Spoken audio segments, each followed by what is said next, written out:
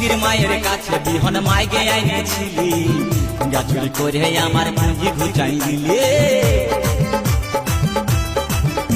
আরে খেন্দির মায়ের কাছে বিহন মাইগে আইনেছিলি, চুরি করে আমার পুঁজি ঘুচাই দিলি। ও তুই পেটা খাবি, পিটি খাবি, লাতি খাবি, লাতি খাবি, ওই আমার